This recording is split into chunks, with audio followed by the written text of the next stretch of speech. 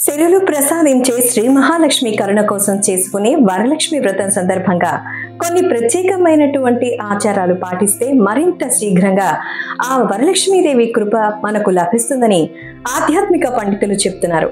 ముఖ్యంగా లక్ష్మీదేవి కరుణ కోసం వరలక్ష్మి వ్రతం పూజ చేసేటప్పుడు అమ్మవారి విగ్రహ ప్రతిష్టాపన, కలశ ప్రతిష్టాపన, వరలక్ష్మి రూపును నిర్మించుకున్నటువంటి ఆ సందర్భంలో లక్ష్మీదేవికి కానీ కలశానికి కానీ ఇరువైపులా 2 ఏనుగు బొమ్మలను ప్రత్యేకంగా పెట్టడం వల్ల మహాలక్ష్మికి ఎంతో ఇష్టం.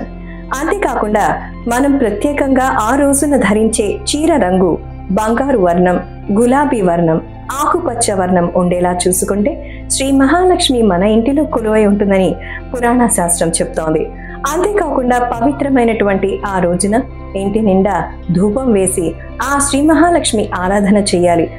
అమ్మవారికి నైవేద్యాన్ని నివేదించినటువంటి పిదప హారతి ఇచ్చిన తరువాత ఖచ్చితంగా సాంబ్రాణి ధూపం, పచ్చకర్పూరం, 2 లవంగాలు అందులో వేసి ఇంటి చుట్టూ ధూపం వేస్తే ఆ సుగంధ ద్రవ్య పరిమళాలతో లక్ష్మీదేవి మన ఇంట స్థిర నివాసం ఏర్పరుస్తుందని శాస్త్రం చెప్తోంది.